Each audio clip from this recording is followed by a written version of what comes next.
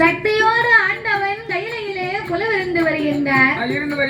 அப்படி குலவிருக்கும் இறைவனாகிய சிவபெருமான் 14 உலகத்தையும் இறைவன் படைத்து 224 புவனங்களையும் ஆண்டவன் படைத்தார். 7 சப்த சாரங்களாகப்பட்ட கடல்களை படைத்து